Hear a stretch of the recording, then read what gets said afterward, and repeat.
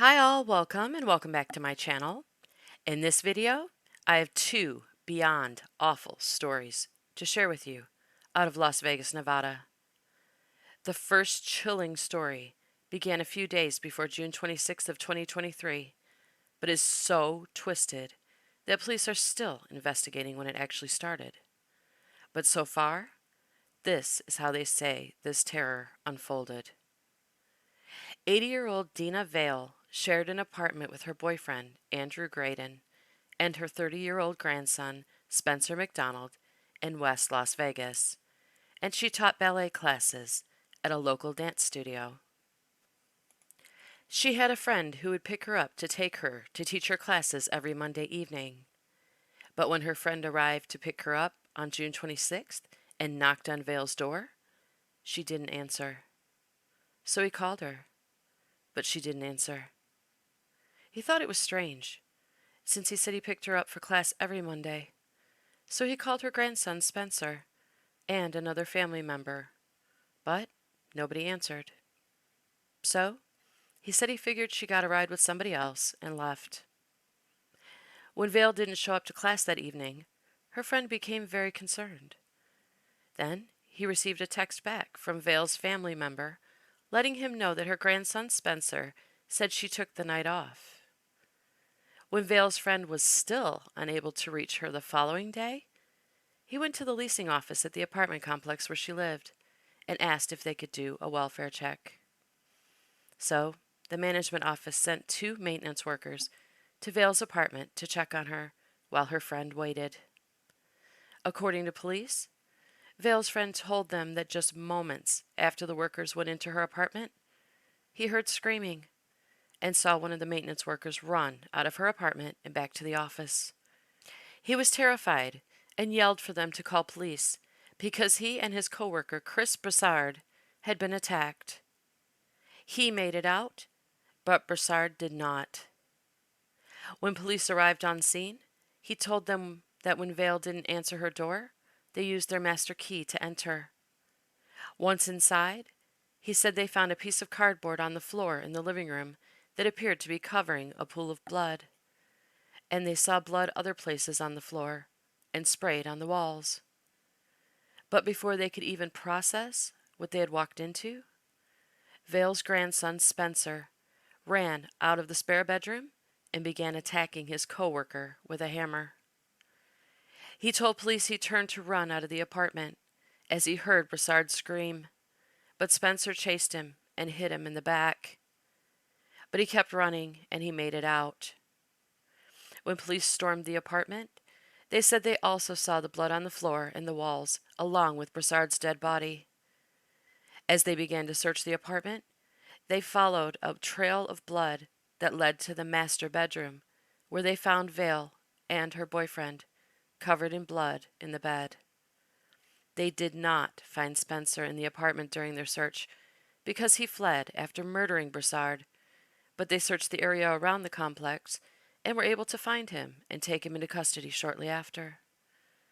Police said when they found him, he was armed with a large bludgeoning device. During questioning, police said Spencer McDonald told them that he stabbed and bludgeoned his grandmother in her bed a few days before. He told them her boyfriend wasn't home at the time of her murder, so he waited in the living room for him to return. Then, when he came home, he stabbed and bludgeoned him to death as well. Then he dragged his body to his grandmother's bedroom and left him there with her. He told police that he just carried on with his life for the few days following the murders, living in the apartment with their dead bodies, until Broussard and his coworker went in. Police said he told them that he had just never gotten around to disposing of the bodies, and he did not provide a reason for the murders. Police said during their search of the apartment, they found a large chef's knife and a sword, both covered in blood. Imagine if you were Dina Vale's friend, and all you wanted to do was find out if she was okay. Then, you found yourself watching a terrifying situation unfolding right before your eyes. The bloody maintenance worker fleeing from his friend's apartment, the screams of the other maintenance worker still trapped inside. Finding out that his friend's grandson tried to kill them both. Then learning that his friend and her boyfriend were both brutally murdered too. Then realizing that their dead bodies were in that apartment, more than likely along with their killer, probably watching and waiting as he stood knocking on the front door. How easily he could have been welcomed in by a killer just waiting to make him his next victim. Absolutely chilling. Chris Broussard's friend did an interview with 8 News Now Las Vegas to tell people what a kind person he was, saying he doesn't just want his good friend to be remembered as a homicide victim. Learning the 3 identities of Tuesday's triple homicide. It includes the maintenance worker sent to the alleged killer's apartment to perform a welfare check. Those closest to him want him to be remembered as more than just a victim of homicide. 8 News Now reporter Ryan Matthew joins us live from the newsroom with new information surrounding the incident. Ryan. Yeah, Kirsten, Brian, his name was Christopher Brassard. The Rancho de Montana apartment complex is where he spent much of his days helping others live comfortably. It includes the man who would eventually take his life. Those closest to him describe him as an extremely good person, while the arrest report for Spencer McDonald describes the killing much more. He didn't deserve it. Nobody deserves it, obviously, but I mean... Zach Range grappling with the loss of this man, 45-year-old Christopher Brassard. By the end of the day, there were probably 30 people at my house mourning him and celebrating him. He shares this photo, the first look at the apartment complex worker who he says lived with him and his 4-year-old daughter for more than 6 years. He was a straight uncle to her. She loved him dearly, and it was the same. It goes both ways.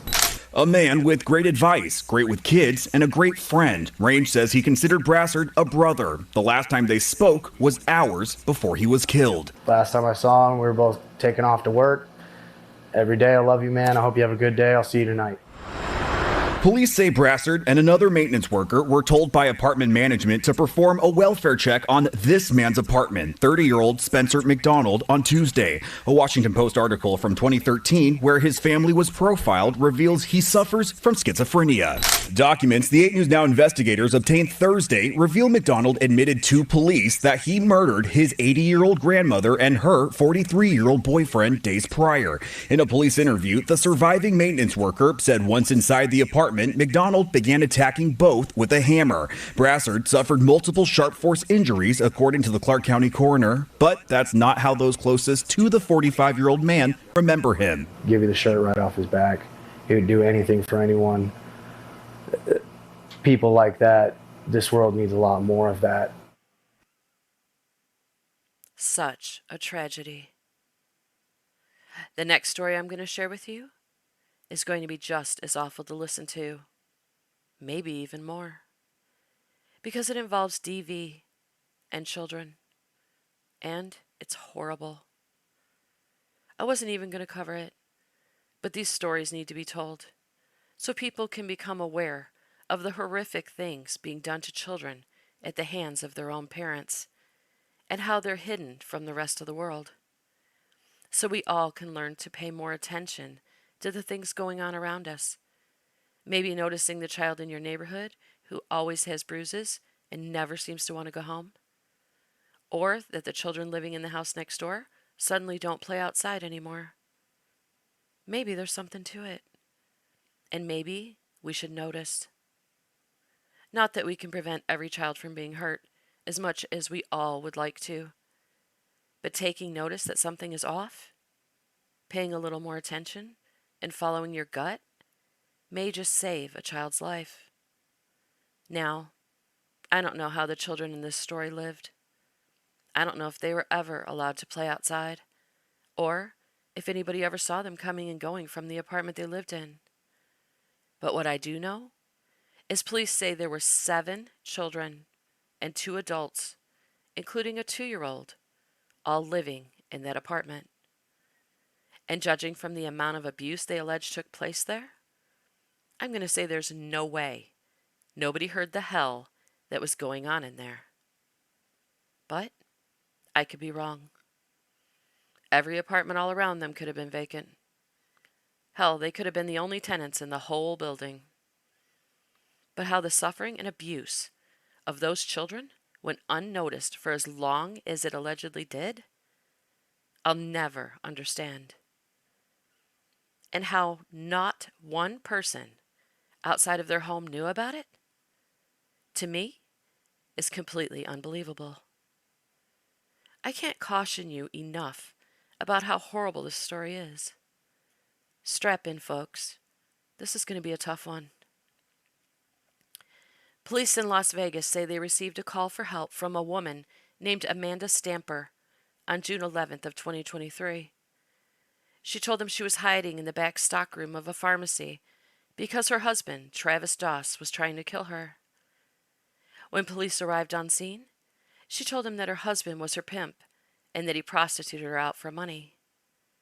She said he had been violent with her for 3 years. So much so that he had knocked her tooth out and sent her to the hospital needing stitches multiple times. When police told her they were going to go to the apartment to find Doss, she informed them that together they had 7 children who lived there between the ages of 2 and 11. The 2-year-old was her child, and the other 6 were Doss's. And when they got to the apartment, they'd find some of the children locked in a dog kennel. When police arrived at the apartment, nobody answered the door, so they got the manager to unlock it. When they got inside, they found 2 of the children in a dog kennel, locked with a padlock. So maintenance got a pair of bolt cutters to cut them out. Police reported that one boy inside the kennel was able to get out, but the second boy needed assistance because he was beaten so badly he was barely able to move. They said he had 2 black eyes, swollen shut, marks and bruises all over his body, and he was emaciated. He couldn't stand on his own or support his own weight. He told police he was locked in the kennel for stealing food at night because he was hungry. He was rushed to the hospital in critical condition, where doctors told police he was malnourished and anemic. His kidneys were swollen, his abdomen was damaged, and he needed a blood transfusion. He underwent emergency surgery, and doctors said he wouldn't have survived if he hadn't been found. One of the doctors, as well as one of the nurses, told police it was just about the worst case of child abuse that either had ever seen. But they were able to save his life, which had to have been quite the shocker for both Stamper and Doss. Because when police interviewed the pair, they both said they thought the child had already died days before. So not only were they fine with killing him, and apparently living with his little deceased body, but they were fine with locking another child in a dog kennel with what they thought was his dead body as well. Police said Doss told them that he was beating his son for stealing food, and he specifically bought kennels large enough to lock his children in. Then he told them his son had been locked in there for the past 4 days. He said that he and his wife had been arguing, and he threatened to kill her. He said he wanted to strangle her, but he didn't. Stamper told police he regularly beat the children, except for her 2-year-old. But she didn't do anything about it because she wasn't their mother. She said that when he threatened to kill her that day, he tried to hit her on the head with a skillet. So she grabbed her child and fled and hid and called for help. So she didn't try to stop the abuse to his children. But when he directed it at her, she called for help. She told police Doss sent her a photo of one of his children after she fled, telling her that he thought he had killed him after kicking him in the head too hard. So he needed her to go back home. Police said all 6 of Doss's children were covered in marks, bruises, and scars from abuse from their necks down to their feet. And when they searched the apartment, they confiscated 2 large dog kennels, a dog bowl, a skillet with dents in it, 7 belts, and multiple cords, all items Stamper said he used to hurt his children. Both Stamper and Doss were arrested and charged with multiple counts of child abuse and neglect. Doss was also charged for child abuse, neglect with a substantial bodily harm, and attempted murder. Investigators, Metro Police arresting 2 parents accused of beating 6 children. Prosecutors say one of those children was kept in a locked dog kennel. 31-year-old Travis Doss and 33-year-old Amanda Stamper each facing charges. We were the only media there in court today. All 6 children have permanent, lasting loop marks on their bodies and all over their bodies from the abuse inflicted by this defendant. Police say they threatened to shoot one child with a BB gun. Police say Stamper was also victimized, but let the alleged abuse continue before escaping with her biological child, a 7th also living in that home. The couple is due back in court on Wednesday. Stamper's bail was set at $120,000, and Doss's bail was set at $250,000. Both were ordered to have no contact with their victims. I'm disgusted to hear that bail was set at all. If Stamper hadn't feared for her own life, those children would have never been saved from that monster, and all probably would have died. Hell, she already thought one was dead and did nothing about it. Her 2-year-old was in that apartment. Imagine what she saw and the fear she lived in. The fear they all lived in. I'm going to end this video before I go on a long rant that not only do you probably not want to hear, but that is only going to give everybody an opportunity to come for me in the comments. If you're a mama bear, then you understand what I'm saying.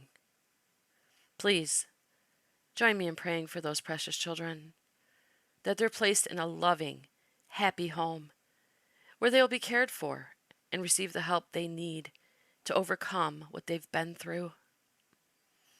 Thank you all for watching. Your support means the world to me. Please, consider liking this video and subscribing to my channel for more true crime stories. Stay safe out there, and I'll see you on my next video.